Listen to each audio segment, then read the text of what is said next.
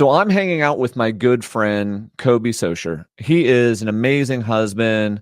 He's got a 4-year-old. He lives in Cleveland, Ohio. You've really taken 70 flights? With my son. That's amazing. Wow. He's been a licensed real estate agent since 2011. He became a partner at his local KW in 2018. Their team has sold over 1,500 homes. And in 2020, Coby founded Speedy Offers, investment and acquisition company that flips homes, buys rental property, owner finances homes into long-term notes. His two companies together employ 30 people. Good job, man. He's on track to do over 100 investment deals this year and generate $3 million in profits. His hobbies include cold plunging and credit card points. Coby, thank you for hanging out with me, sir. Hey, thanks for having me. I'm really excited to be here. I love it. So let's walk me through your investment philosophy as you look at a property. What are you thinking? Tell us how you look at things. I really go back to the idea of, A, what you focus on expands. B, do what you know really, really well. So what I know really, really well are mediocre homes in Greater Cleveland. That's my favorite joke of all times, right? It makes my wife super happy that, my favorite joke is that what I know best is mediocre homes. And yet that's just the reality of the situation. And so because I knew that best as a residential realtor, I was able to then take it and turn it into something where I became the buyer. When I became a buyer, I then had to figure out, well, what's the criteria of what I buy? What I knew really well were these sub $250,000 homes in, normal A, B, and C suburbs of Greater Cleveland, and a focus on properties that needed significant work, but maybe not significant structural work. Not that I won't do a roof, I'll do windows, but I don't think of that as structure. Like, I'm not rebuilding foundations. We have, but I don't want to find something that's historical. I'm not looking. So I have all these things I don't want. You take all these things that you don't want to do, and then you compile the list of things you do actually want to do, and what would take the most efficiency of time and all those things to then be able to figure out how to go buy the property. And so for me, it's 2,500 square feet or less. It's, a purchase price of $50,000 to $125,000. It's $45,000 to $50,000 in renovation cost. It's simple permits, but not having to go through, zoning or architectural review boards in a city. It's, that kind of stuff. And by really tightening it up, I was able to really scale the business because I wasn't just trying to maybe I'll do a deal here, maybe I'll buy this, and maybe I'll play with that. And over time, my goal is to have enough cash and, be able to go and stretch and to learn other areas. But what I realized is I could go really deep on what I know best and get really profitable, which is what I've done. Oh, I love that. So you clearly defined your buy box. Yeah. You made some very tight rules. And then instead of going wide, you're like, this is what we're doing. Is there like neighborhoods or areas too, or geographic that you're also including in that? So this is like inappropriate, but I'll say it anyways. But one of the best pieces of advice I got from somebody a while back was, if you're in a market where you can piss on your property within 20 minutes, do that. And I was like, that's interesting. And I was like, why? And I was like, why is that? By the way, this is a pretty high ranking individual with a very large company who owns an insane amount of real estate. And I was like, why is that? And he's like, well, you want to know that within 20 minutes of your home and your life, you can just dart out, go take a look at the property, put your own eyes on it. Because if you can put your own eyes on something, he's like, you can save a massive amount of money when it comes to expenses. And he's like, you can run a project more efficiently. He's like, and you're not losing your entire day by seeing your potentially largest asset. And so when I first bought my first, investment property, it was really important to me that it was like 10 to 15 minutes from home. I could go look at it every single day. I could look at it 3 times a day if I wanted to, in the morning and at the end of the day, because it wasn't my full-time gig at the time. And so that was important to me. Now, some people don't have the pleasure of being able to buy properties that close to them. But if you do, I think there's this huge advantage to it, because if you're on top of your project, it's really hard for it to go wrong. 100%, 100%. So that's your investment philosophy when you're doing a project. That's my investment philosophy. If you can piss on it within 20 minutes, maybe I don't know if that was can I retract that? Can I give the better answer to that? That's a part of my answer. Can I give the second part before you just make us push? Yeah, go for gusto. Okay. The gusto is like this. I want to make sure that my net profit is $50,000 on a flip. So if I'm buying a flip, I need $50,000 in net profit, right? So if I'm purchasing property for $200,000, I know I'm going to have $50,000 in renovations. So that puts me at $150,000. I know I'm going to take off, the $50,000 for profit. That puts me at 100. Now I need to take out, probably 15 to 20 grand for just like others. It's cost of money. It could be, closing costs, holding costs, tax title and fees, utilities, whatnot. So now I need to buy that property for $80,000 to make sense of it. So I'm always backing into my game, and I want to leave as much room for error as possible. If I'm buying a rental, I can do the same numbers. If I'm buying an owner finance deal, if I'm buying, no matter what the numbers are, I want to make sure that I'm using my numbers of minimum threshold that makes sense to buy before I'm just saying like, oh, this is a cool one, because it's really exciting to get, it's really easy to get excited about the project, but I want to make sure we're getting excited about the investment opportunity and the cash that's going to create and the velocity we can go turn in a year versus like, this is a sexy or cool project. I love that. So, because I think that's a huge mistake. I've made this many times. I see investors make it. We're doing deals to do deals, and we're buying to buy, and we're getting emotional about it because we feel I got to be doing a deal right now. And what you're saying is, hey, slow down. Wait till I've got a good deal that matches exactly what I buy, and then go do the deal. Did I hear that correctly? Oh, 100%. And by the way, this is the hardest thing for me, right? I am a now individual. I had a hard time when Amazon, came out and they were doing the 2-day delivery. So I'm like, 2-day delivery, I'll just go get in the car and buy it. Oh, they don't have it in the store near me? Oh, I'll just go to the other one. Like, I'll make something happen to get it now once I decide I want something. And the money burns a hole in my pocket just as much as it does for somebody else.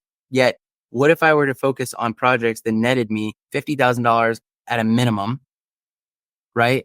And I just took those versus projects that I could, burn and turn that net me between $25,000 and $35,000 in profit.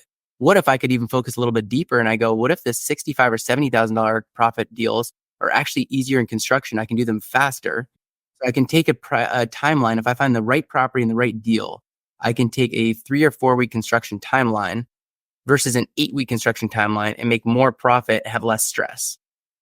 Amen. You're like preaching to my heart. So, you come from a traditional real estate background, and then all of a sudden you decide, hey, I'm going to get into wholesaling. What was the thing that caused that to happen? And then tell us about how you started building that business. Yeah. So I call it quick flipping, right? In Ohio, we call it quick flipping. But it was really unnecessary when you wanted to start investing. So I started marketing for investment properties. I wanted to buy more investment properties than I was. There's only so much you can buy in the MLS. There's only so many for sale by owners, and there's only so many doors you can knock, right? And so once I started realizing that we wanted to scale that side of the business to be able to find off-market opportunity, there's only so much of that opportunity that came in that I actually personally wanted to buy. So if 5 deals come in and I only want to purchase 1, what do I do with the other 4? So hopefully, right, you can convert them into listing appointments, right? So the script would be like, well, Mr. and Mrs. Seller, like if, it doesn't financially make sense for you, or for whatever reason, you'd rather get more money now, than if you sold as a cash deal and as is deal, I'd love the Socher team, which is my real estate team, to have an opportunity to come in, show you what it would be like to list the home on the market and get top dollar for the property. Does that make sense? And if they said no to that, now what do? We're kind of just throwing away opportunity. And so now we're able just to get the property under contract and to double close it on the back end with another buyer, right? And create a fee for doing that. That's why we call it a quick flip, because it's not necessarily a traditional wholesale where you're just assigning the contract. We're actually doing a double close. And so by doing that, we're able to create a ton more income, which is really important if you're going to go spend a lot of money on marketing and you have a staff. I love it. So you're not wholesaling in the traditional manner. You're doing a double close. And this came out of you starting to like, I'm hunting for deals. And then all of a sudden there's, you're seeing there's extra stuff being left on the table. And so it sounds like there's multiple things that you go through when you're talking to a property. Is there like 3 things or 5 things that you think about when you're going through a property, or the options or a list? I think about the deal hierarchy, right? I think one of the coolest things ever that was created was the concept of the deal hierarchy. And what is your deal hierarchy? Now, you, Anton, might have a different deal hierarchy than me, Coby, right? My deal hierarchy is, at the very top, can we get a $15,000 spread if we, quick flip it? If I wholesale it, which is where I just buy it, put it right back on the retail market with my retail team and resell it, can I go get a $32,500, hit for that? If I flip it, can I make $50,000 as a flip? If I rent it out, can I make $600 as a rental? And if I do an owner financing deal, can I make $750 a month as an owner financing deal? And if I push it to the retail side, can we go get a commission at a 6% or 7%, commission on that side? And so it's playing where you have the same deal. So it's like, I'm holding a notepad right here, right? So I have this is the house, right? How do I take this house and have 6 different options of where to put it? Whereas before it was, I have this house and I can just list it. Well, if they don't want to list it, okay, now it goes to the trash. And then it became like, well, I can list it and I could flip it. Otherwise it goes to the trash. And then I added on like, well, I could do it as a rental because that can make a lot of sense if I took the loan and everything made sense. We refied out, we did a BRRRR, whatever it is. Cool. Then we added on the owner finance side, right? And so I think, how do you add as many things as you can while it's still being the same product? So it's not just Coby running in circles, being a madman and having, here's the 6,000 things we do. It's all the same asset, which is the single family home or the 2 or 3 family home. But we have so many different options that we don't have to throw away money into the trash. I love it. How did you come up with that? And then you went through a list of numbers. Is that turned into a percentage that you're trying to achieve, or is there a timeline that's essentially attached to those numbers? How do I decide, hey, I'm going to flip it versus keep it as a rental? Well, maybe I'll throw this in a different way. I think how you have a great deal, which is what we're doing this for, right? Like we're looking for great deals. You have a great deal if it fits multiple categories. Hey, Amen. Flip this if I rent it and if I owner finance it, if I wholesale it, if I quick flip it, if we turn it into a listing, like, hey, this actually fits 4 out of the 6 disposition opportunities here. Based off of that, oh, this thing's a grand slam. Or this is, 2 of the items, right? And that's still a double. I'll take a double all day long, right? And so winning is winning. that's how I look at it. So it's like, now if it only fits one category, that's where I want to dive really deep and make sure that it makes a ton of sense. Or if the one category is a listing, I'm totally good with it. But if the one category is this only works as a rental, if these 3 things line up perfectly, I want to make sure that I'm not playing like scratch offs. And I only have like, you scratch off 1 or 2. And now it's like, okay, they both say $10 and you're like, well, I have 5 other opportunities. So like it'll work out. Right? Like I don't want to be playing scratch offs with $100,000 and $200,000 properties. I want to make sure that we're actually, making sense of it and going like, no, this is a rental and it's going to be rental and this is going to work perfectly because of X, Y, and Z. And I think that's where you are doing extremely well because you've created that tight buy box and criteria. So you're removing the emotion, because what happens to so many of us as investors, and this took me years to get to this, was I just wanted to do every deal. Mm-hmm. Oh yeah. Well, that's the fun part, right? Like, Yeah. oh, do everything. I used to get a call. Hey, Coby, can you sell a commercial piece of land with a hangar on it, and there's an oil rig, but it hasn't been working in 50 years, and there's mineral issues, and there's environmental problems, and the land is swaling, but you might be able to sell that, right? I'm like, oh, of course. And then you're like, what did I just get myself into? Like, I don't know. Like, this is not me. Oh, we've all been there. So right now, Wait, when you're looking at this, what's your deal flow look like? How are you lead generating for it? What's the numbers? Walk us through that. So I guess I'll ask you to ask me more specific questions along the way. Yep. So that I can refine it for you. Right now, the way we work is we have our Speedy Offers team has 4 full-time acquisition agents. Okay. And those acquisition agents are in office. They're making commission based off of, the money of the deals that they brought in. And I only stole because I don't know if I'm allowed to use the word commission. But they make money off the deals they bring in, and they are calling full time. Make sure to not call the do not call list, but they're calling, and they're intaking mailer leads, and they're intaking online leads and SEO type leads. Based off of that, they're setting appointments. They're going on the appointments, and they are getting deals under contract, at which point they're coming back to our desk and we're analyzing these deals. And so we have kind of our numbers of what, they can offer on the property based off of our calculators we've created.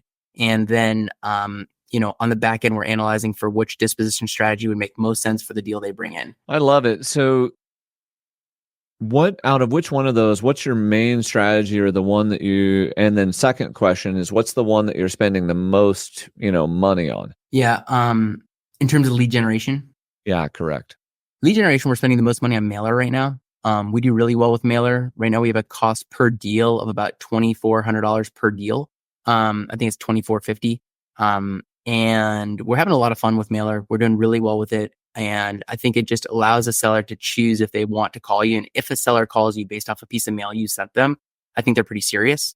And so it's not just like a if Sunday maybe lead. It's like, no, they've actually read 5 or 6 pieces of our mail, and then they've chosen to call us. Got it. So that's the most expensive. Which one are you guys doing the most of activity wise and is producing the most results? Calling, for sure. We use a dialer that is pretty much on hyperspeed, and we're calling, I'd say, collectively as a team, close to 20 hours a day. Wow. And we're blasting through a lot of data, and we make it fun, but we also set a lot of appointments. Last week alone, we set 31 appointments from our dialer. That's amazing. And so then walk us through. So then they kick it over to someone for analysis, and then who makes the offer? No, this is all the acquisition agents. So we've trained our acquisition agents to where they go from, setting the appointment to going on the appointment. They take pictures of the appointment, 100 pictures in a video or 2, and they do comps in advance. And they're looking pretty much at, offering between 60 and 70% of the ARV after renovated repair, minusing out renovations. We've kind of come up with a calculator for, it could be $1 per square foot, about $25 per square foot is where I like them to be. So if it's 1,000 square feet, it's going to be, 25,000 in renovations. But if it needs a roof also and other things, they know how to add for that. And, looking at that, they make their offer. So we're typically offering about, 30% of the ARV minus renovations. Yeah, makes sense. They'll come back and be like, hey, I miscalculated this one. I misquoted this one. I didn't realize this either needed something or it's the other side. I didn't realize how well this property was maintained or the condition was in, how updated it is. And, I misfired on this one. Can you help me analyze it? And we're always refining that, analyzing it, working out together. It's a team game. A lot of times they're helping each other, right? They're like, hey, can you help me look at this one? I'm having a hard time with this. And, they're playing inside the MLS, Zillow, Realtor.com. We're using PropStream. We're doing the whole 9. Yeah, that makes sense. So, how many dials, how many appointments are generated, which generates how many contracts, and then out of those contracts, how many of those turn into closings, and then break it down into, then do they turn into flips or rentals? Like, walk us through the total funnel of kind of what that looks like for you right now. Yeah, sure. So, we have a 50% appointment set to appointment gone on ratio. Gone on means that it actually happened. Appointment set is just, somebody said yes to an appointment, but then actually getting on the appointment, that's a whole nother game, right? And so 50% ratio there. So if we set, 10 appointments, we're actually only going on 5. If we go on 5 appointments, we are typically locking up 1, and then we have 1 to 2 that are like follow-ups for down the line. It's hard to count for those really. You might have a better way of doing that, but I don't know if I can give you a ratio on the down the line business. So, 10 turns into a deal typically on the dialer. If I'm looking at mailers, if we get 5 appointments or 10 appointments from mailers, we're hoping to lock up a 50% ratio of those mailer leads. So that's kind of how I look at that. In terms of what's the next question? And then what happens, so when you lock them up, now break it down into your buckets that you go into. On those appointments, how many of them turn into deals? So how many deals on a monthly basis are you doing total, and how many total appointments are you guys going on right now? Yeah. So again, it's going to fluctuate just like any other sales business in a month, right? So we have some weeks and some months are just gangbusters based off of effort and the market. And then we have some weeks and months where, marketing didn't hit, motivation is low, people are out of town and stuff happens just like any other business, right? And so, which is why not just having a couple people is important. I think you need to have a minimum of, I would say, 4 to 6 salespeople such that you can allow people to have ups and downs in their business. Because that's just inevitable. If you have 1 or 2 killers, they're really great killers for probably 6 months out of the 12 months, but there's those other 6 months where they've already had big months and they're exhausted. And so it's going to ebb and flow. In terms of actual deals, we are doing anywhere between 7 to 15 deals in a month. So I know that sounds like a big swing, but there's big months that are 15 deals. And then there's smaller months that are like around 7, which is how we'll end up, around 100 deals, probably a little bit more than 100 deals on the investment side this year. And in terms of, in terms of so the acquisition agent goes on the appointment. They come back with a contract. They then have to submit that contract. We use Sisu on the investment side, right? So they submit that contract into Sisu. There's like a Sisu form, which is like a Google form. It then spits to our dispositions manager, where at that point, the deal gets put into review where we send it to the title company, right? And based off of that, we see what else needs to happen. Are there a lot of city regulations are here in Cleveland? So does there a point of sale inspection from the city? Is there something that needs a sewer scope? Is there something that the city requires? And so we try to get that information before we make any big decisions.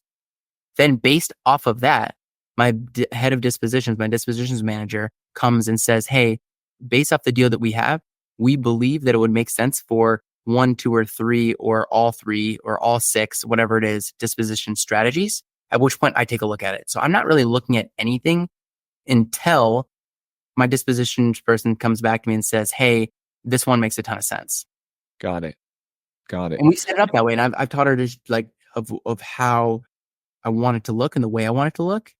And that way, I can't get emotionally attached to the deals or too excited around the deals. Like, I've got to be the businessman here. Oh, amen. Amen. It's putting those guardrails on our business that protect us even from ourselves, from our own emotions. So, this was started in 2020, correct? Yes. And so how many flips have you done since 2020? And then what does that look like? Walk me through your system or your model for how you actually physically do the flip. Yeah. So we've done over 150 flips total. And that includes some of the hotels we've done where we just, take it down, put it right back on the market, maybe clean it up, do a little landscaping.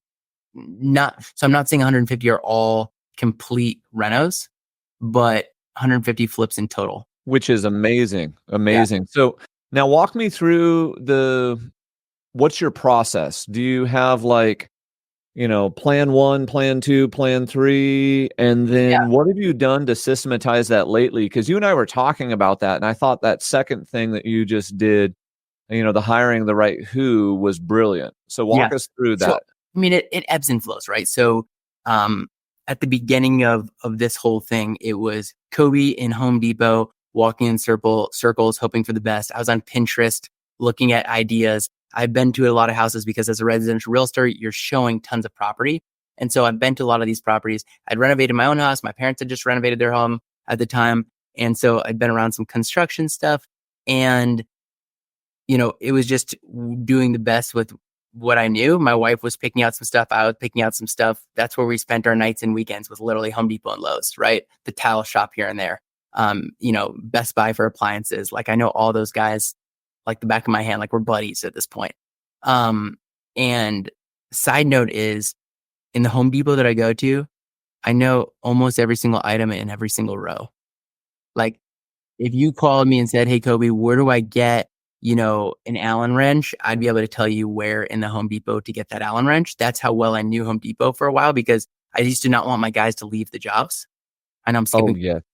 So to not leave the jobs, I'd be like, hey, I'm driving in circles anyways, going to listing appointments and buyer presentations and buyer appointments as a realtor. So just let me, in my Mercedes at the time, by the way, now I drive a pickup truck. I was like, just let me go ahead and, pick up materials and you just send me shopping lists. And these guys would give me shopping lists and I'd be like wearing, a suit and tie walking around Home Depot buying the most random stuff. And now I don't do the purchasing anymore. But at the beginning, like that's what it takes, right? It just took like a massive, massive effort. I mean, going into a funny story to skip forward just because this is just popping to my head. Yeah. But in terms of actually doing the work and actually taking the time to do the work, there was a property where we put the home on the market. Then there were some touch-ups that needed to happen right before showings happened. The guy did the touch-ups, but he didn't clean after him. I didn't realize. And it was some sanding work that was in like 3 different spots of the home on ceilings. So he sanded it, painted it, didn't clean up afterwards. I go to the property. It's 2021. So my kid's about 1 year old at this point.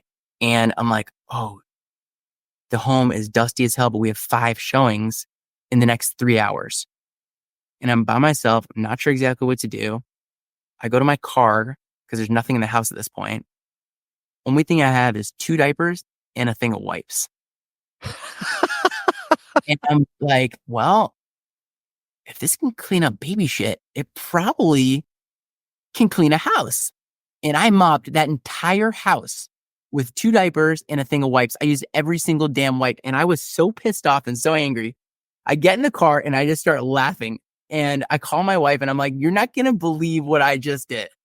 And that's a story, though, goes back to like, sometimes you just got to do what it takes to get something done. And so I think I've continuously do that in my business. And I'm willing to do whatever it takes. I'm willing to ruin the outfit I'm wearing. I'm willing to ruin the car I'm driving. I'm willing to, say no to the dinner that I was supposed to be going to in order to get the work done that actually creates the opportunity that lets me live a really massive life. Oh, amen, brother. Like you're preaching to my heart. So many people in life, they want the big goal. They want the big dream. They want to make the big money, but they're not willing to do whatever it takes, whenever it takes, and however it takes to complete it and get their hands dirty with baby wipes. Yeah. And have a support system around you, right? Like my wife is willing for me to call her and say, hey, babe, I'm really excited for the thing we're going to, yet I can't be there for an additional hour or 2 because of X, Y, or Z. Now, if I'd say that and I'm on my phone on Instagram, that's not cool. If I say that and I could have been more focused earlier, that's not cool either. If it's because I've done every single thing I could possibly do and there's something else that needs to be done that's going to project where we want to go further because we have goals where we want to get to, then that's what needs to be done. And my home life supports me with that. It reminds me of this like book. Have you ever read, do you know who Jerry Weintraub is? Have you ever read, No. If I Stop Talking, You'll Know I'm Dead it's by Rich Cohen. I know that for sure. You know that book? Dude, this dude is legendary. He's like the guy who brought Elvis on tour and he brought like the Rolling Stones, Led Zeppelin. He's like the manager of all of these guys back in the day. And he has this quote. It's like, I'm going to mess it up, but it's like every minute doing one thing is a minute not doing something else. And I think that relates to, I think about that quote a lot. It's like every minute doing something is a minute not doing something else. And it's about wasting time. It's also about creating opportunity. And it goes to with family also, right? Like if I'm if I'm playing with my phone during my 3.5-year-old bedtime, then what I'm not doing is paying attention to my 3.5-year-old, which is either when he acts out, hits me in the head, gets angry, gets sad, or it's just a bad bedtime. If I'm fully focused during the minutes that I'm supposed to be fully focused during bedtime, magically it's a great bedtime. And I end the night off feeling really great. So it's like every minute you're doing something, you're not doing something else. Like sometimes you have to do the extra effort, but you also have to know when to leverage and when not to. So what I'm hearing is there's this constant philosophy of I'm going to play all in. I'm going to play hard. And play hard is presence with my family, presence at work, leverage, doing the activities, but I'm also choosing my time of where I'm going to be engaged and being purposeful instead of, taking this magic black mirror and spending too much time on it, just wasting it. Let's go there for a second, Coby. Do you have the time limit set on your phone, by the way? Oh, for like your apps? Yeah. No, I don't. I have time limits set up. It's as if I'm like a 3-year-old and I have like a parent, making sure, not 3-year-old, maybe more like a 15-year-old, and I have a parent saying like, hey, you can't be on Snapchat that much or whatnot, right? Like, I don't know if they still use Snapchat, but I have 30 minutes set for Instagram and Facebook together. After that, it shuts off, right? And then I have time limits set on almost every single one of my apps, but like Facebook and Instagram, I was finding myself wasting so much time, and there's value to it. And there's also though times where scrolling to scroll isn't value. If you're going to watch somebody or something or a couple of different things and you're looking at, what are your friends doing? What are your families doing? What's the inspiration you're going to take from it? What's the business advice you can take from it? Great. But like, do you really need 4 hours of that? No. And again, it goes back to like, what are you taking away from? So if I'm spending a minute doing that, that's cool if that's what my focus needs to be. But if my focus should be somewhere else, now am I messing over my business? And is that the reason I can't go to the dinner? Is that the reason I have to say no to my family? Like, because that's not a valid reason. And I see a lot of people do that where they create invalid reasons of why they have to work way too many hours, right? And they're pretty proud that they work 70 or 80 hours. A lot of people are like that, right? And I'm not proud of the time I work. It's like, well, if that's what's going to take to get it done, that's what it takes to get it done. But if I could have gotten it done in less time, then I'm stealing from my family and my friends.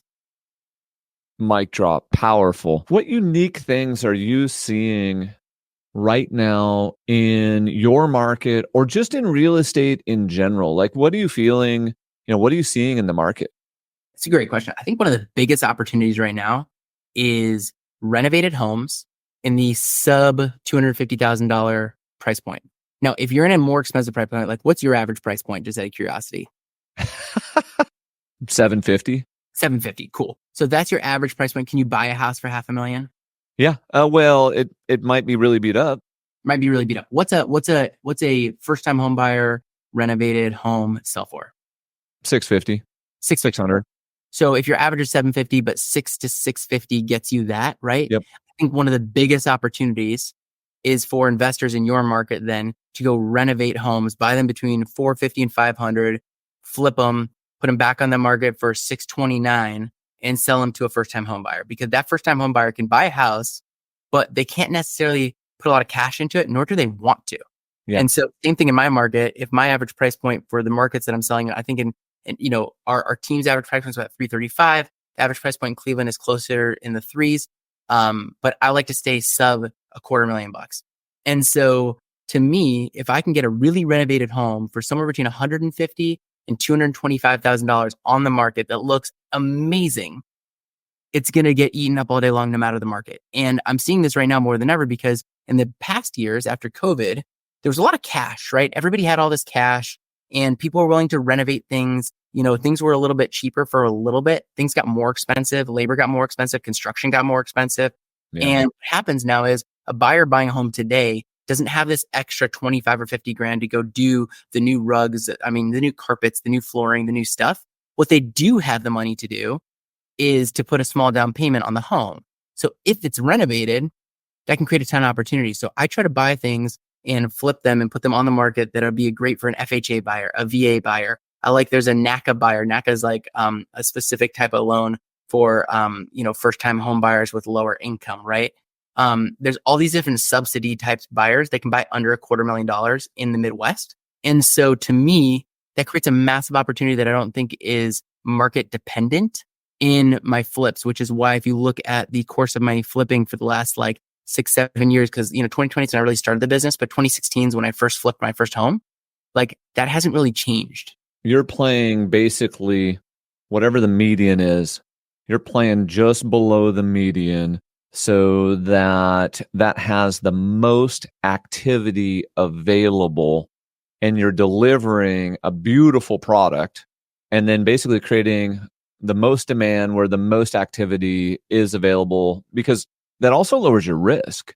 Oh, my risk is completely lowered in a lot of different ways. But I also think that the second you get into a higher end flip, if my wife and your wife walked into a property, right?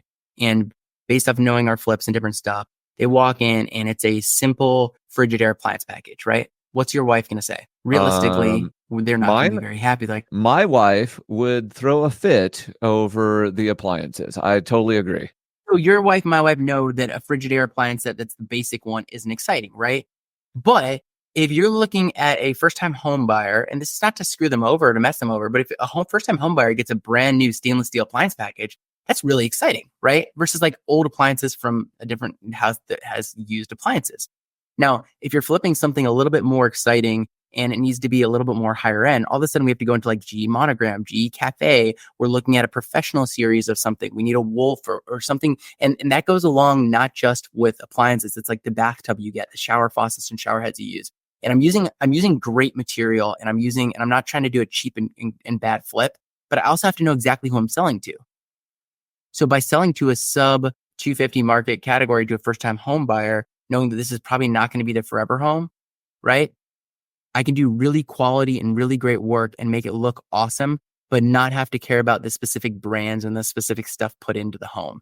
And so I think that that's one of the best things about it. Also, in terms of style, I think that if you make it really, really stylish, people know they're going to live there for like, you tell me, what's your first time home buyer? How long are they living in their home for? 5 years, 7 years. Yeah, perfect. So 5 to 7 years, let them move. Let them pick something else out. So they might go like, well, this isn't the exact style that I wanted, but it's super cute and really like kitschy. Why don't, let's go live there for 5 or 7 years, and then we'll move to something else that we design and we do once we have more cash in our pockets. 100%. Walk us through, because I know that you've set up this idea of like packages or plan 1 or plan 2 to systematize your flips. And then you went even further and then hired someone for leverage. Walk us through both of those things.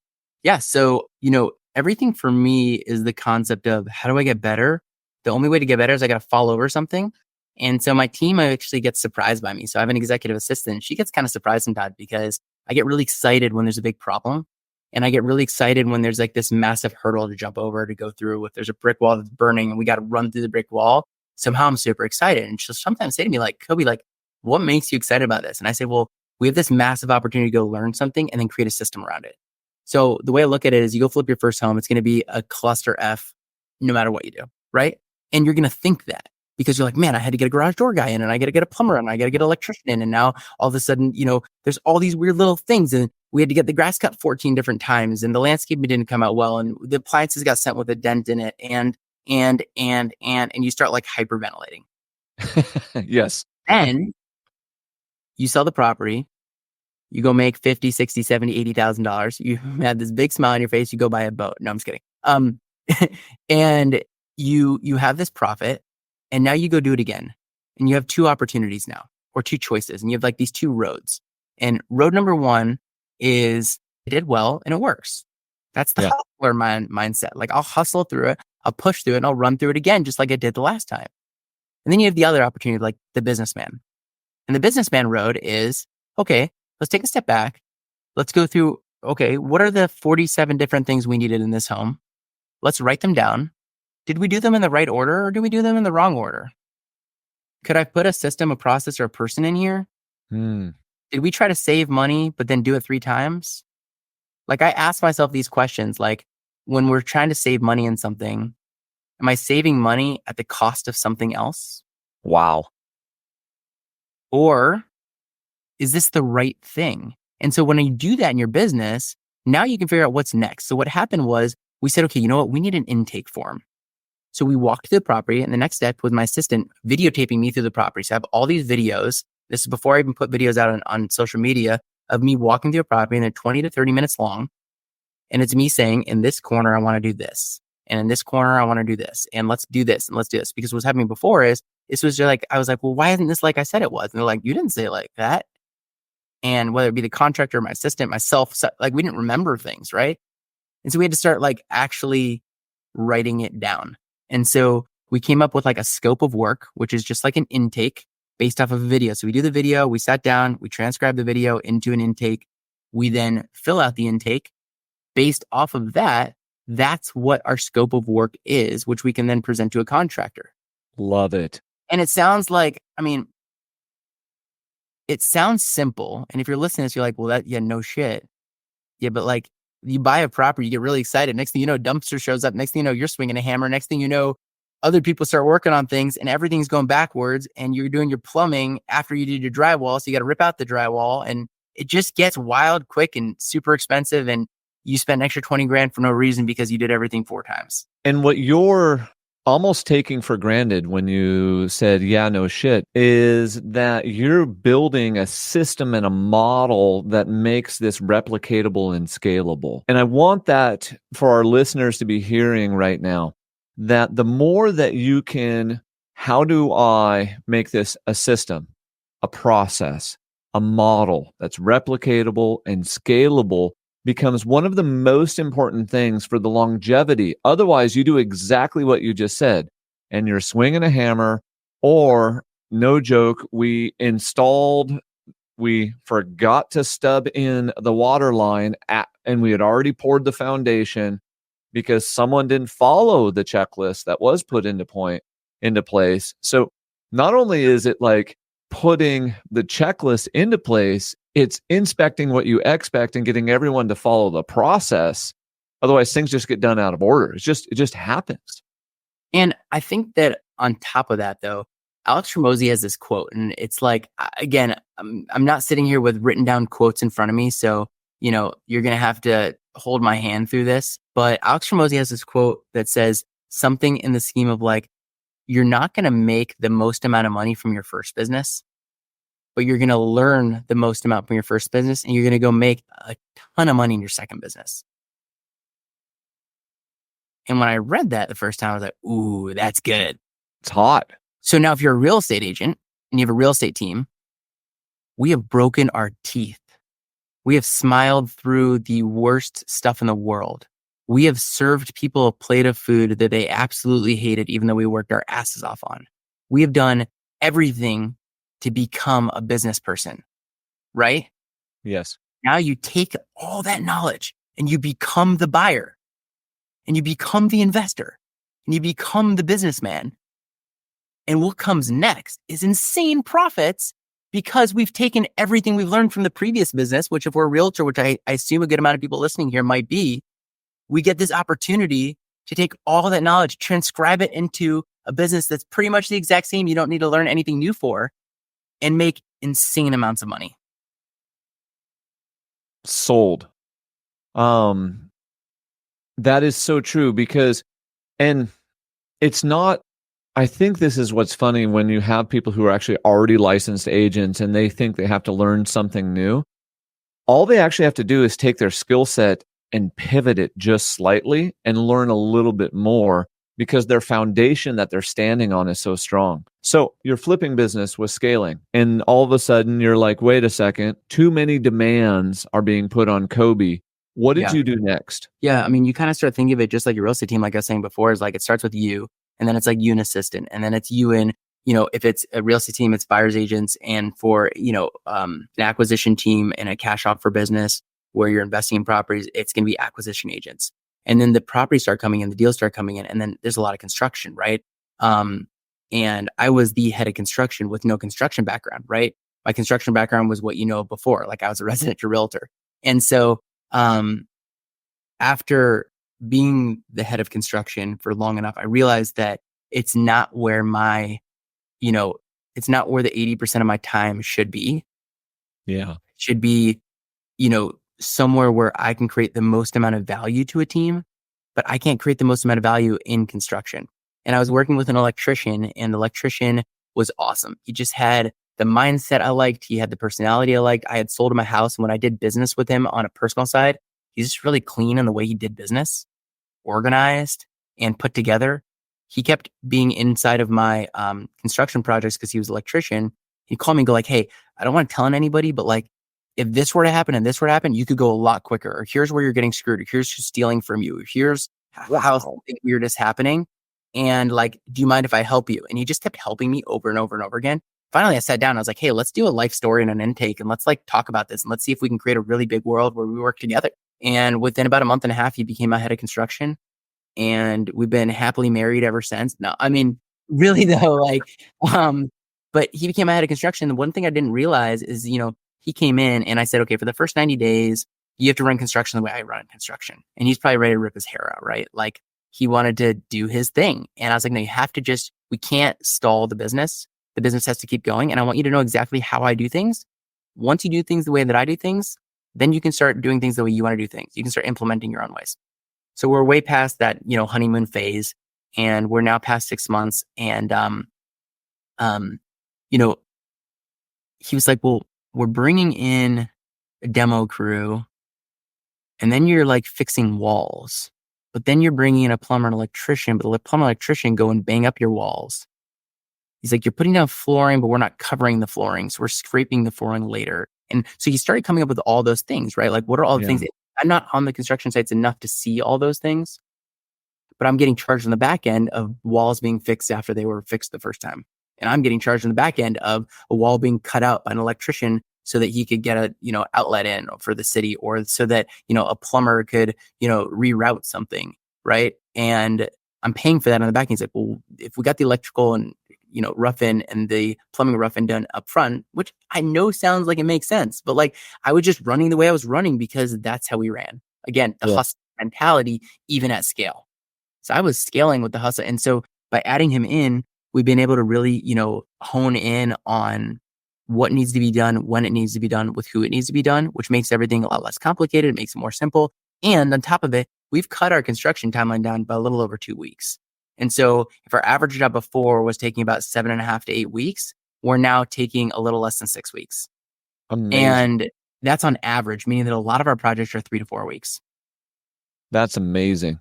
I want to switch gears and go into this idea of hard money, owner finance notes. How do you decide to do that? What's that look like for you right now? And, give us a little background and thoughts on that part of your business. Well, before I jump into that, we talk about hard money, financing notes stuff. I mean, I think I'm talking to like the best economist in that, which is you.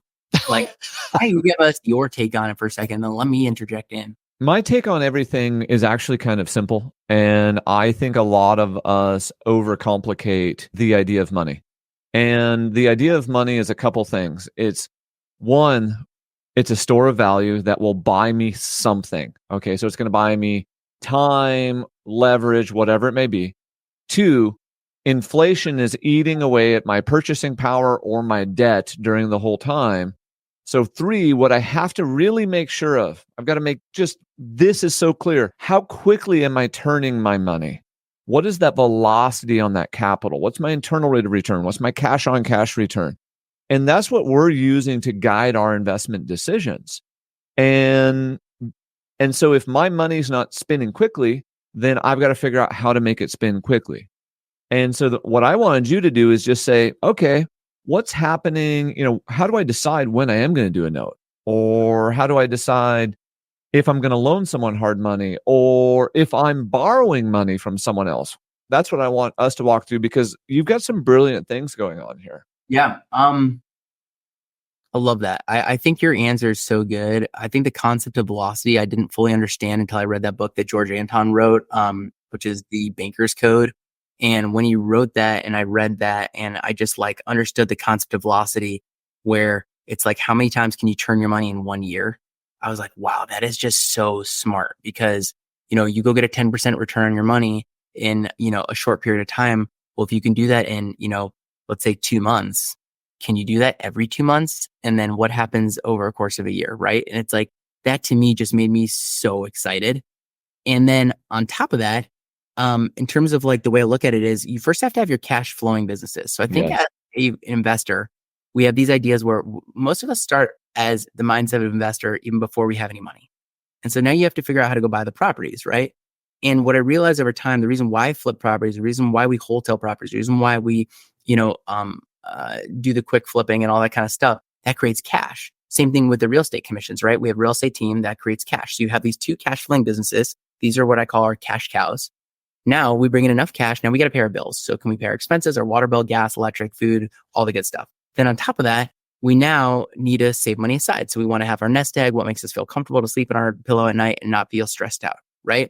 Do we have enough money to send our kids to school and to buy our cars and all this stuff? So all your living, and I'm even including like vacationing, all the good stuff. So now did we make enough money with our businesses or business in order to do that? Once we do that, now what do we do with the rest of it? So it's, an opportunity to go buy a boat. Do we go on more vacations? Do we buy fancier cars? Do we run that rat race of, bigger, fancier, better, but just of the same shit we already had? And I played that game for a minute, by the way, right? Like you go get one car, you go get your next car. You're like, why would I downgrade? Or why would I go the same? I got to go better. You get one watch and you're like, why don't I do it? Like all those things, like you just get, well, it's like your watch told time. You liked your watch. It was a fancy watch, but now like, do you really need a $30,000 more expensive? And watches are crazy, right? You go to like the Richard Mille and they start at $350,000. right? Or like you can get a $1.2 million one probably, right? It's like, but it still just tells time on your wrist. And a Rolex, it's probably 5 to 15 grand depending on what you're buying. That also tells time on your wrist, right? And it's a really nice watch. Or a Timex could do the same. Now I don't wear a Timex, but I'm just throwing out that it could. You got to be into something that's nice, right? So, but that being said, so you get your cash flowing businesses. Now you pay for expenses, you pay for some fun, but now you have this extra money. What do you do with it? So now you got to figure out how to turn that money into a lot more money. So that's to me where the investment vehicles come into play. So that's why we flip homes and do all those things. It's so that we can then take that money and buy long-term assets to go create generational wealth and really big opportunities. So with that, one of those things is buying homes, owner financing them, or hard money lending to other investors, or, playing in, buying notes from different places like, Eddie Speed's notes.com or whatever it is. So dig me deeper into that. So if I'm going to owner finance something, or I'm going to lend out hard money, what's your criteria for that? How do you decide that you're going to do one of those activities? Sure. So we find a property. It's a great property. It's in okay condition. I just did one in a city called Wickliffe. It's 20 minutes outside of Cleveland, Ohio. Property value was about $85,000, I'd say, on the market. We bought it for $50,000. We put $2,000 into cleaning it up. We then put it back on the market for $100,000, $99,900. And we offered terms of 9.9% interest rate, $10,000 down payment, and owner will carry. At that point, we did get a bite. Somebody gave us $10,000 down. So now instead of being $52,000 into the property, we are now $42,000 into the property, right? We ended up selling for, I think, $98,000. It created a payment. I got to look at the exact months, but I want to say it created a payment of $780 per month net. So now I get a $780 net payment per month for the next, I think it was 27 and a half years. Right?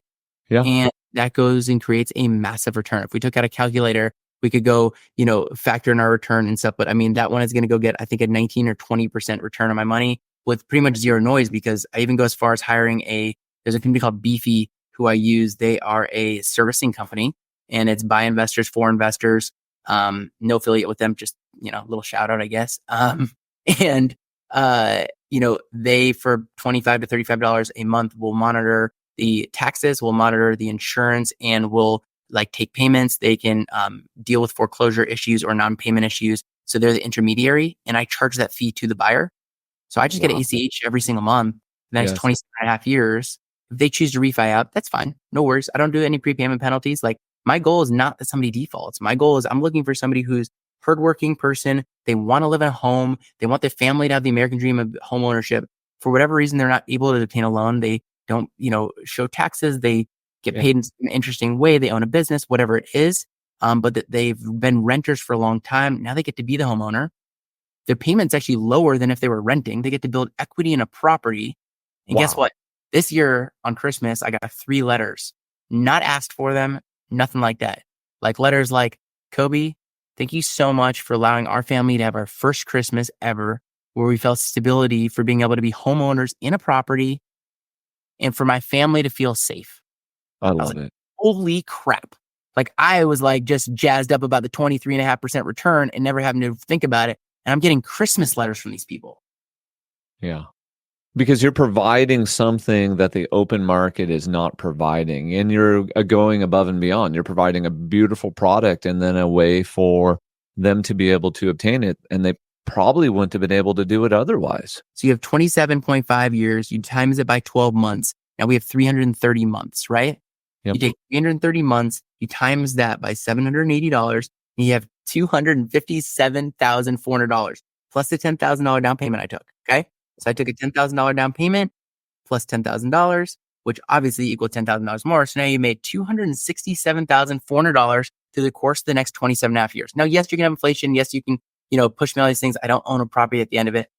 That was a property, let's just remember for a second, that I bought for $50,000 and put $2,000 into it. And the $50,000 is including my closing costs, holding costs, everything. It was actually a little less. That's my all-in number. So $52,000 all in, so you take your 52,000 minus the 267,400. So minus, and now over a course of those 27 and a half years, I've made $215,400. Phenomenal. On top of that, there's an opportunity in a couple of years to help them refi again, because maybe they want cash, maybe they want to upgrade, maybe they want a roof, maybe they want this, maybe they want that, right?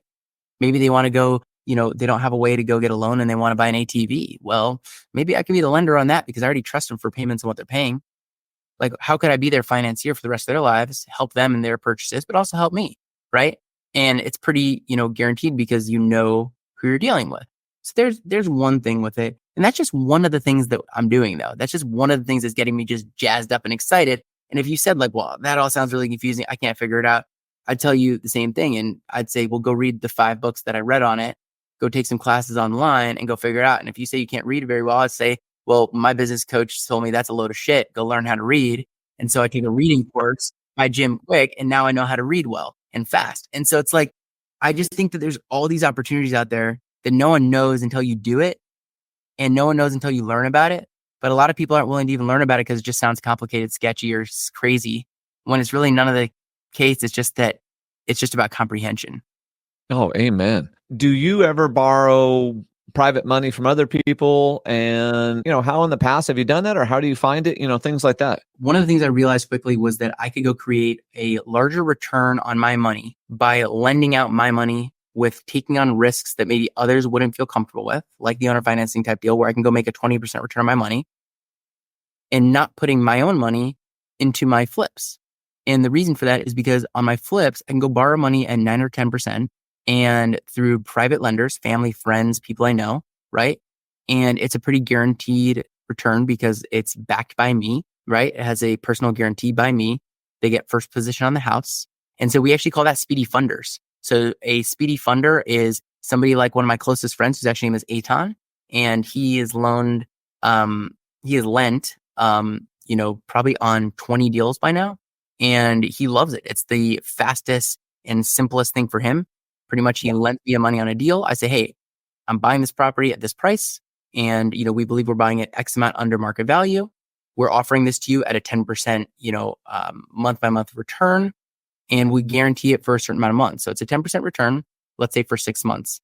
But we know that our average property really only takes 4 months. So he has upside as well. And so at that point, he funds the loan. He has first position on the home with a personal guarantee by me.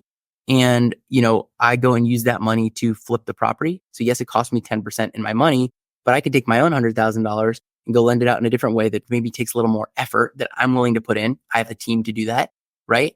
And the knowledge to go do that and go get a larger return. So I'm playing the arbitrage game.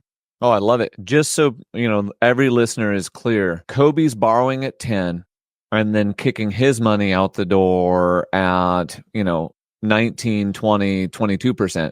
So the arbitrage game that he is winning there is he's essentially, by using his own money with a little bit more harder activity, it takes more work, but you're still making a 10% spread instead of just paying all cash for a flip. Yeah. I mean, Anton, by just looking at your Instagram, knowing you personally as a friend, like, you do hard work in your own land, right? You do hard work at your home. You do hard work with your family. You do this isn't a conversation of, this is how Coby makes X amount of millions a year by living on a beach or by living on a boat or by not lifting a finger. This is how the story of a young guy with mad ADD, stress, and a bunch of eagerness and excitement in him of how he's made millions of dollars by working his ass off. I think that's the story. And that's what I want my kids to see. That's what I want my family to know. That's what I want my friends to know. Like, yes, I have this life. And yes, it's bigger and more exciting than some. And it's just how I planned, just how I promised, and just how I imagined. And yes, I have to work my freaking ass off for it. Amen. Amen. What's your kind of family fun, philosophies, things like that? Walk us through that. We had a 3.5-year-old. His name is Ronnie. My wife and I, Sharon, had him in 2020. So it's also when we started Speedy Offers, which was one of the biggest motivations for Speedy Offers, was realizing that I needed to go create a legacy plan for my family. And it couldn't just be based off Coby hustling and selling homes. That could be a piece of it, but it was only going to be a piece of it. And so, in terms of like family, I really wanted to be a present father and a present dad, which is kind of why I went to that quote about like every minute doing one thing is a minute not doing something else. So it's not that I don't believe in being at your kid's soccer game or being at your kid's this or that or the other thing. No, I think it's the quite opposite. I think it's about working as hard as you can in the paint so that you can be at those things. And so I try to be a really, really present dad, really fun dad. Obviously it works some days, doesn't work other days. In terms of like mindset, we do affirmations every single morning as a family. And there's some mornings I don't want to do them. Some mornings my kid doesn't want to do them. Some mornings my wife doesn't want to do them. The cool thing is we've made it such a hard, almost like, it's almost as if it's like religion at this point, to where like one of us is like, come on, like hit it with me. And like, we always say that we're like, I'm happy, like I'm proud, I'm thankful, I'm kind, I'm loved. Like I got this, I can do this. It's going to be a great day. I always make Ronnie go, I'm like, Ronnie, I was like, you're a mama's boy. He's like, I'm a mama's boy. And then he's like, wait, I'm not a mama's boy. Like, it's really fun. We always joke around and my kid will say like funny things, right? Like, I'm a butthead, I'm a this, I'm that. And like, it's just a way to like be fun in the morning and to wake us all up to like be thankful and grateful and have all those things. The coolest thing about it though, is by doing the affirmations, it's actually changed our family. It's changed our family in a couple ways. One is like, my kid, do we have time for a quick story? Absolutely. Let's go. All right. So my son Ronnie last year in Thanksgiving, they had a little Thanksgiving show. And at the Thanksgiving show, he was up on stage, his hands were in his pockets. He just wasn't feeling it. He wasn't interested. He wasn't part of it. He knew all the stuff because I saw him practicing it at home, but he wouldn't do it on stage. And it's actually very much like me, where I'm a super extrovert to the people I know, and I'm a kind of introvert in front of like larger crowds or people that I don't know as well, unless I'm really prepared. It's something I'm committed to. And he just kind of didn't do anything. Well, it gets to the, end of, it's like the holidays. It's like Hanukkah, and there's a Hanukkah show, and we go to it, and he does every move. They're doing like these like funny dances and, spinning in a circle and jumping and all these things, and they're clapping and they're like on par, and they're 3-4-year-olds. So that's not like, but he's like, I would go as far to say he was the best one out there. And he gets off the stage. He's like, Daddy. I'm like, yeah. He's like, I was brave, I was proud, and I got that. And I was like, whoa. And my response to him was like, yes, you did, which is always my response when he does an affirmation, is like, yes, yes. But like, I realized at that exact moment how powerful 30 seconds or less of words every single day are. And it changed how I thought of things for myself. And I realized that it's not just for my kids, for me. Like, and I got on this, just so you know, I got a sticky right here. And my sticky says focus, clarity, excitement, energy in my terrible handwriting. And that's what my focus was for this, right? I got onto this podcast and I said, I'm going to have focus, I'm going to have clarity, I'm going to have excitement, I'm going to have energy, and I'm all in. And so to me, the words can completely change the trajectory of the outcome. 1000%. What, walk me through, I know you guys love travel, and Coby has helped me with some travel fun stuff. So walk me through this idea of points and, living large in the lay flats and going on, 70 flights with your child who's barely 4. That's amazing. Tell me more. Yeah. So, I mean, I think it's just like everything else in our business, right? We hired a points coach at one point and a travel coach to figure out how to optimize travel in the best way possible. We started getting on YouTube. We started getting on Instagram. We started realizing that through our business, we had this huge opportunity because we're spending a ton of money on materials and different things. That how do we then go maximize the point value and go travel with those points? My wife, grew up traveling the world. I love traveling as well. And, we wanted to do it, but we also wanted to do it in a luxury way. Yet, no matter how much money you make, it's hard to justify laying in a lay flat, let's say from JFK to Italy, because if you're in, economy, it could cost, $900 to $1,100 for the flight. And you're in a lay flat, all of a sudden it's like $7,600. And you're like, well, the arbitrage there is just way too big to make it make sense to pay for a lay flat, right? It's like, it doesn't matter how much money you make. You're like, am I going to spend an extra 15 to 17K for us to be laying down for like 12 hours? Like that doesn't make sense, but there's ways to optimize it. And so if you have points, you can do that. And so we started going down this points route of first accumulating points. There's different ways to accumulate points. One is with sign-up bonuses. So you want to pay attention to those. And then the other way is with, every dollar you spend, you get a point back. And so some credit cards, it's you get $1 spent, you get a point, right? But other ones, it's like, well, if you spend $1 at a gas station, you get 4 points back. Like that would be like your American Express Gold business card, right? Or it's like on the American Express Platinum card, you get 5 points for every dollar spent on hotels, right? If you're using, a Chase Freedom card right now, they offer 6 points for every dollar spent on groceries and dining. So it's like, now if you could optimize all those things, how could you accumulate a metric shit ton of points? That's a technical definition, a metric shit ton. Yes. And to me, we were playing in this game where we always had like 1, 2, maybe 3, tops 400,000 points. But like it was really hard to get to like big numbers. And to be able to fly on lay flats, you need typically around 100,000 points per flight each way. So if you're flying, let's say from like Cleveland, you need to stop at JFK to Italy, it's going to cost you like between 100 and 120,000 points each way. So, my entire family getting there is maybe close to, I don't know, somewhere between 400 and 500,000 points, and the same way back, right? It could be less, but that's just a way to think about it. And so I went from on average having, like I said, 2, 3, 400,000 points to having, somewhere between, 2 and 5 million points at all times. And Wow. if I could have 2, 5 million points at all times, I could go do anything. And you could stay in insane epic hotels. You could get upgraded to suites. By the way, you get status in all these different places. So all of a sudden you're just like walking in and like, oh, sir, can we, do this for you and this for you and this for you? And it's like, you're like, okay, like, sure. And so, there's all these really cool things you can do with the points. Once you have the points though, you need to make sure the worst thing you could possibly do is go on the actual credit card websites and utilize the points through there. You get a 1-to-1 ratio. And that's where people make their biggest mistake. And so the way you need to do it the right way is there's a website called points.me. And I think it's like a $12 a month expense. Maybe it's something like that. You get free for the first month, something like that.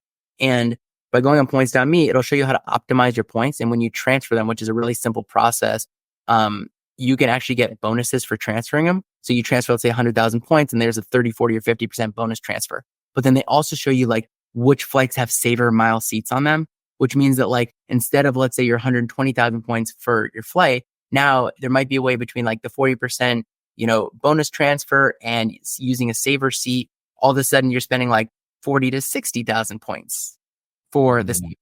And so like, there's ways to just like play it and optimize and go crazy with it. It's kind of become mine and Sharon, my wife's hobby. We don't really have too many hobbies. Points and accumulation of them and travel have been one of them. So how do we do it? How do we not pay for it? How do we make it epic? That's been kind of the game. What, switching gears, as you've built, these businesses and gotten everything rolling, what are like a few big mistakes that you made that, hey, you should avoid this, or, this really simple thing massively changed our business? What mistakes have you made on your journey? Waiting too long to hire the right people. You and I have both been in business courses together, sitting there next to each other, where we've heard the person speaking say that the person you hire could create a return of 300 to 500%, whereas the best investment in the world could go create a return of 15 to 20%. And that's like the best. And he's like, the person talking was like, hey, raise your hand if right now I had an opportunity that could guarantee a 20% return. Raise your hand if you'd invest 50 grand. And everybody raised their hands. Yeah. And then he said, well, what if I told you that you took that same 50 grand or 75 or 100 and you hired an epic person, somebody awesome, somebody who's amazing at something that you're not great at potentially, right? What if that created a 300 to 500% return? Would you be willing to take that risk on the person? And so one of my biggest mistakes was the answer was no for a long time. And I thought I could do everything myself, but I'm massively disorganized in certain things. And I realized that in order for me to grow, I had to hire people that were really good at the things I wasn't the most, like my intuition wasn't fully there with, right? Like what is somebody's natural ability? And so my first hire was my executive assistant.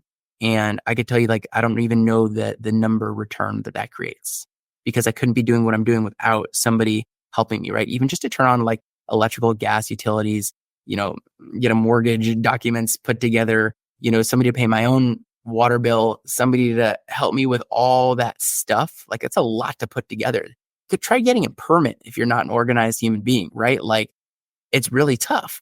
And so, you know, that was my first hire. And I think the mistake was not doing that sooner and thinking that it was about the investments and not about the people. And if you invested in people and you helped them grow and you led them to the place, you led them to a place where they could create massive, massive impacts in your business, that's where the change was going to be. It wasn't going to be based off more effort out of me. I love it. You just nailed such an important point. I think that so many people miss in business is that who you are in business with determines where you are going, and it determines the speed in which you're going to get there. It might sure determine the happiness you're going to have too, by the way, because if you have Wow. that work with you and you're around, like they say, like you become the people you hang out with the most, right? Yeah. And then, but they usually don't talk about like the work people. So if you have a bunch of negative people at work, then you could just have really negative days. And if you have happy people at work who enjoy showing up and want to be there and are good attitude and good motivation and good, just good people overall, well, how does that change your outlook on everything? And because I spend more time with the people in my work than I do with probably anybody else. Yeah, 100%. Can I ask you a question? Yeah, go ahead. Always. So like, how do you handle that? Like, where's your mistakes? How do you handle like looking at a mistake, or like, how did you turn that into something else? Cause you've taken like this position almost as this economist in real estate, this developer, this, and I don't want to call it a persona because it's you, Yeah. but you do have to have a persona and able to do it. And you Yeah. have to have a certain mindset and able to be able to look at the world and say, I don't care what you think, I'm going to do it anyways. Yeah. And I've watched you, and that's been one of my largest inspirations, just so you know, of being able to get onto social media myself, which was a really hard thing to push myself to do because it's threatening, it's embarrassing, it's violating, It's vulnerable. it's vulnerable, Yeah. right? Especially when you put out something really stupid like I did the other day, but happens. And the We comment all do it. I have are just epic on some of these videos I've put out. That being said, like, how did you muster that up, and what are the mistakes either you've made or how do you deal with it? That is a powerful question. And what I think is one, like, and I'm going to use your words, I want to play all in. Okay. So I want to go hard as much as possible, but also I am the same individual in all areas of my life. And so it's not hard for me to project something on social media because that's me, talking on the couch. I was at a barbecue a few weeks ago, and someone came up and, they asked me a question about, hey, market finance and all that stuff. And they started talking, and, Sarah walks over and she's standing next to us and she just looks, smiles. And the person said, oh, hey, don't let, and she goes, no, no, no. My husband is talking sports right now. I'm walking away. And what that means is we're just hanging out talking about business. This is my sports. This is what excites me. And then I've gotten intentional about segmenting those conversations. And what I mean there is, I think if you're building a business and your business has your retail side, your wholesale side, your flipping side, blah, blah, your media and your message also needs to have sides. Mm-hmm. So I try to portray the sides that I love the most. And the sides that I love the most is talking about deal structure, creative things, finance, problem solving, leadership, making money, growing people. Then flip it over to the family side. What's happening in my family? And I don't care if the rest of social media doesn't care about that. I love it. So Right. I'm being genuine. I'm being authentic. When I put onto my story a picture of my daughter who scored 5 goals and they still didn't win. Okay. That's where I think people make the mistake inside of social media is they're trying to put something out there that isn't them naturally, but then Mm-hmm. they're also not creating a plan. If we fail to plan, we're failing before we start. So what's the plan? What's the message? What's the things I want to be known for? And I want to do epic shit with those that are willing. And I want to leave behind a legacy so that people will understand this is what I was about. This is how we did it. This is how we're there. And part of that is 1,000% selfish, Coby, because my health scare with the skin cancer Mhm. made it so I now want to explain more and put more videos and more content out there just in case I'm not here. That way, if I wasn't there to do the affirmation, so as I drop Kalea off, my youngest at school, the other morning, it's the same thing. There's a specific affirmation I say to her right as she's going out the door. I ask them an affirmation as they're going to sleep, So when you said affirmations, that resonated. But how do we plan very specifically who our personas are and what we're projecting out there? And that's all I'm trying to do. And I Mhm. totally screw it up sometimes too. It's probably the hardest thing. I mean, I think that by putting yourself out in social media, you put yourself in this vulnerable spot. And at the flip side, like the return's infinite, right? Like I've had so many cool opportunities that have come from me putting myself out on social media, including family and friends saying like, hey, do you want to partner on a deal? And I'm like, well, I don't really do partners, but you could fund a deal and there'll be a personal guarantee there. And there's a huge risk mitigation there. And you get to be part of the deal. And there is even upside, but just not if the deal does well or not. You get your upside regardless of that. Like, does that make sense for you? And that's helped me fundraise massive amounts of money. And, I'm continuously fundraising for that. And so like, that's been a huge opportunity. And also I think when I go to hire people, they're able to look at who I am. Like, who is this guy? Right? Yeah. Like, who is this guy? What is he made of? And what's his deal? And if you go put out 100 videos, I think it's pretty clear who the person is.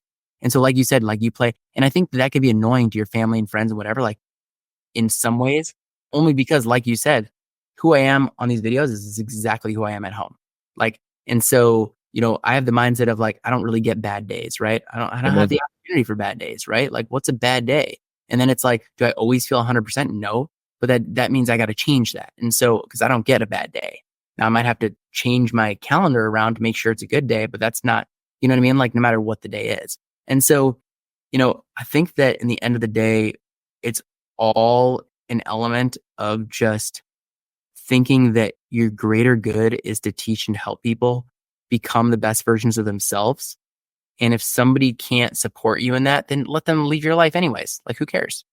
Um, and I think that's by watching you. It's like what I've watched and what I've kind of gone out of is like allow me to break out of my shell a little bit so that I can be the best version of myself because I don't want to portray something that I'm not either.